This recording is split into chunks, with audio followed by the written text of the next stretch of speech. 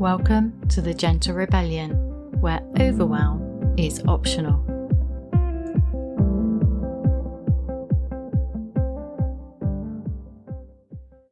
Hello, hello, hello. How are you doing? Rant coming. Ready? Please explain to me why meetings run back to back. Meetings, appointments, everything runs back to back. Why? Why? You can't sit, I would argue, anyway, in my opinion. Or maybe just for me. Because it's all about me. Not really. It's all about you, actually.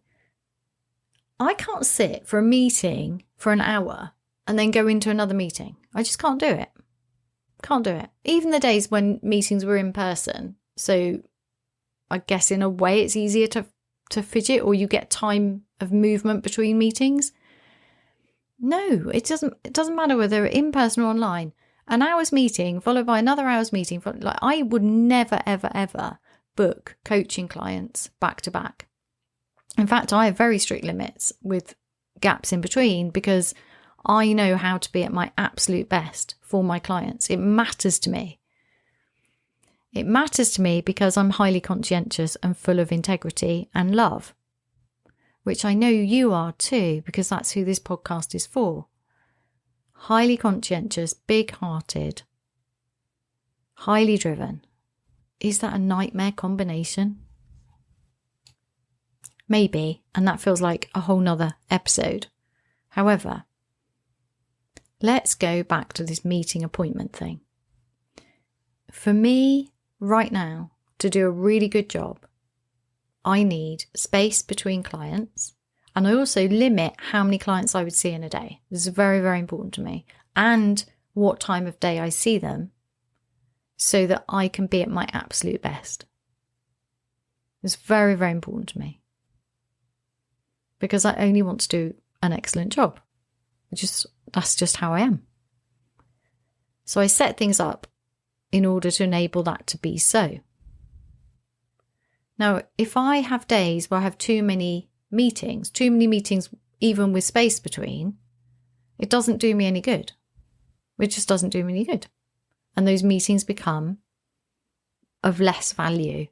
Or they could be of high value, but if they're high cost to me, that's not acceptable. So sometimes I can have more meetings than others. It depends on what day it is, what time of year it is. There's all sorts of things. So right now I'm having fewer meetings because that's how it works for me. Autumn, winter, that's how I want to do things. I also don't want too many networking meetings at the moment where I'm learning more about new people and opportunities, because for me, this isn't my time of year for starting new projects. That's springtime. Spring, summer, I go bonkers for starting new projects. This time of year, I have learned to slow down and to start to complete things. That works for me. It feels risky because when you slow down to complete things, it feels incredibly indulgent. But it's also deeply satisfying. So if we go back to this, why are meetings run on the hour, every hour, or consecutively, you can see whether that for you resonates. So if that's how you've either imposed it on yourself or it is imposed on you, what effect does that have on you? What effect does it? Because I often talk to people who are about to go on to their next call and they really need a break. They really need a break, which means that their next call is seeping into their call with me. And I just think, what a shame. Because I was really enjoying this call with you and I value your time and I value mine, but your presence has already left the room. So what impact does having appointments and meetings consecutively, what impact does it have on you? And then think about how often you get overwhelmed and frustrated because you can't quite do all the things you want to do, or you're not doing them in a way that you want to do them.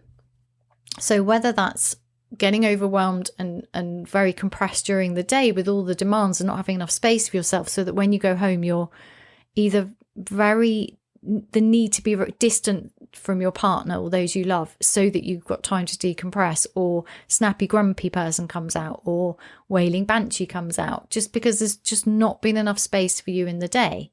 So that's a high cost, right? So what other costs are there for you about not having space, a break between meetings or appointments? What are the costs for you?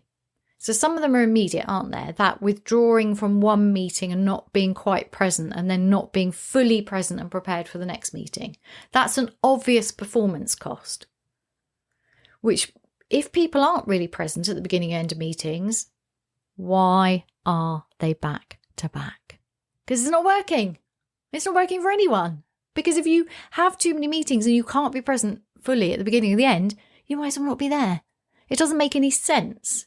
It would be better to run meetings at 5 past and 5 to. That would make huge sense. Or even better, at quarter past the hour and quarter to the hour, and shorten meetings, because God knows they go on a bit, don't they? Goodness me. I mean, how often have you sat in a really well-run, highly constructive meeting where stuff actually got done and decided and it was worth it? It's hard to run and create that kind of meeting, right? It takes real skill, and it takes a lot of preparation and being fully present for everybody there with a clear idea and intention for using that time. It requires treating that time as precious for lots of reasons. I mean, it's precious because we're humans and our time is precious, and coming together is a precious time because we can create so much when we all come together. But then there's also the other things you could be doing instead. So there's that cost. There's the financial cost, isn't there? For companies, how much are your meetings costing you when they're really badly run?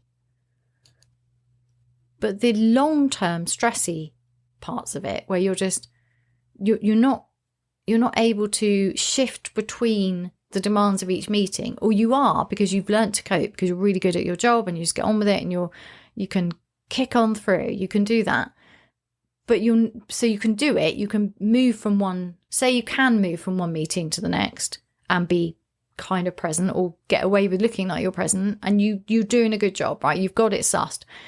But that is a high cognitive performance, and that requires something from you, which if you're not doing it in a way that is working for you, or you, this is difficult. Let me say that again. In order to do that really effectively, that's very cognitively demanding. To be eloquent, to be on it, to have all the information in your head, to be welcoming, to run a meeting well, or to be in a meeting and very both efficient and using your words really well and connecting with people, making good arguments, having access to answers and information. Like, there's a lot in that. To be both warm and really on it. There's a lot, and it's highly skilled, and there are people who can do it.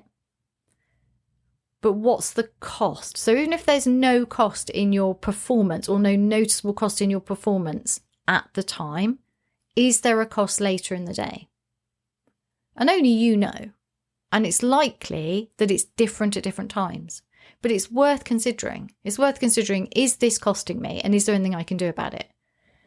Because it doesn't work for me, and I can see the damage. So having burnt out, let me be your terrible warning.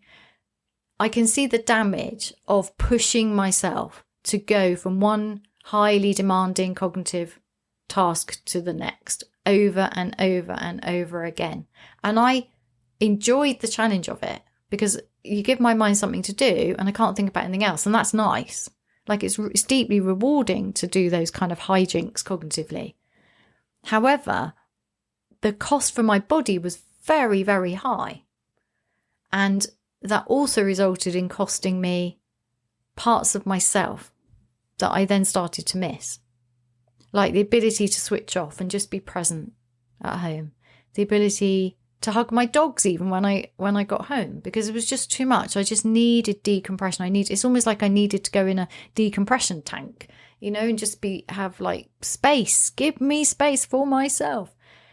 And then it ran on, because once I was in that very full-on state, I found it difficult, even when I scheduled downtime, I found it difficult to actually switch off, or I'd be exhausted and have that unwellness, that like achiness, that not quite myself.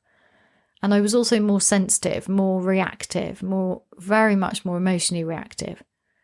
It was just hard work. It was hard work to make sure that life outside of work was as full as work was. And I didn't want to give the work up because I loved it and it matters to me. So it's tricky. How do we do this? How do we have what we want? So we want to do deeply satisfying work that's well paid, so we can have the life we want, and we have that part of us satisfied that needs to do something cognitively demanding or creative or working with people, whatever it is. We need that. We need work. Work matters. Not just for the money, but for the satisfaction. But we want more than that, because if we didn't want more than that, we wouldn't be frustrated. We wouldn't be overwhelmed. We just work all the time. But we also need to sleep. And sleep tends to be very affected by this constant pushing through, because in order to go to sleep, you have to let go. And when you're used to pushing all the time, it's difficult to let go. They're the opposite things, aren't they? You have to let go and trust to sleep, or you just crash because you're so exhausted. And then there's the whole, well, actually over time, this is costing me part of my energy and health. And it's harder to think about things like nutritious food and exercise, something good for me, some sort of movement, a routine that works for me. It can be hard to fit those in as well, mainly in a headspace way, because often these things can be done very efficiently and not take that much time. But it's not that, it's the headspace.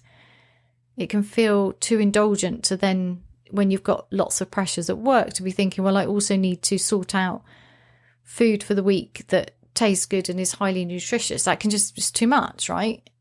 I can't think of that as well. Or it just becomes another pressure, another thing to do better at, another thing to sort out, another problem to solve, another thing to nail, and I do that. And then there's the whole space for joy. I think for me, that's what started to go. And it wasn't from not practicing things that should have created that. So, for example, I was very good at noticing things like beautiful blossom, the trees, things that are beautiful.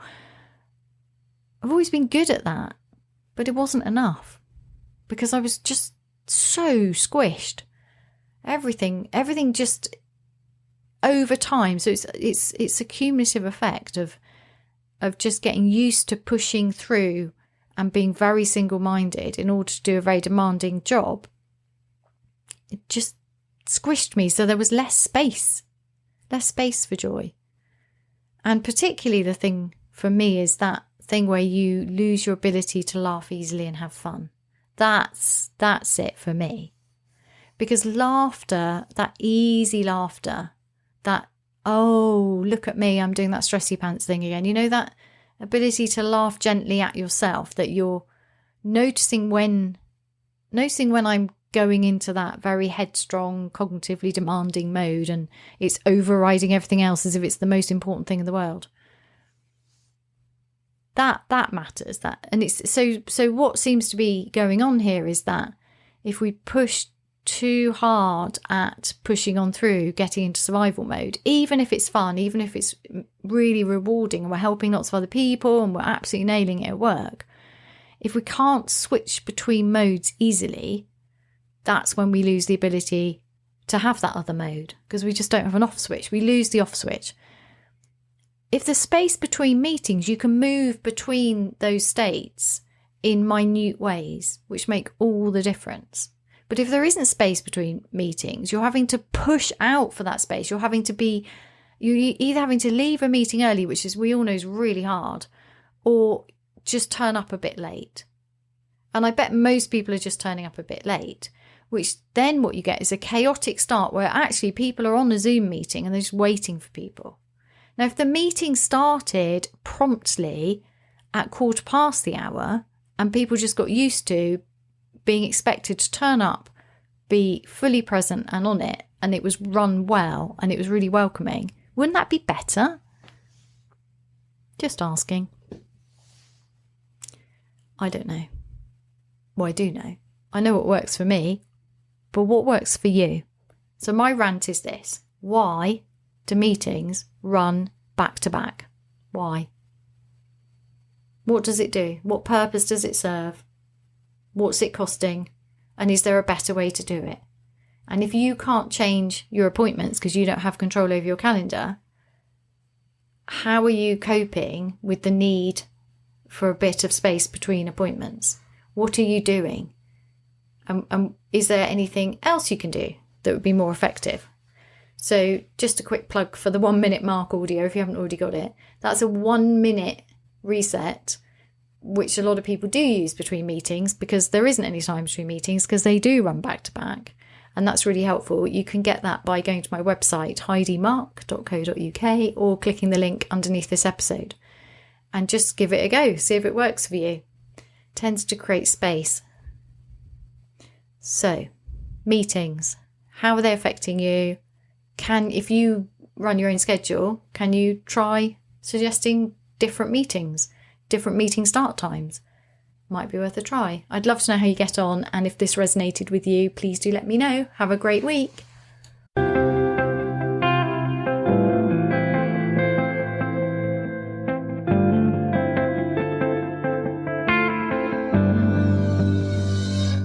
For more resources to help you gently rebel, please visit my website www.heidimark.co.uk.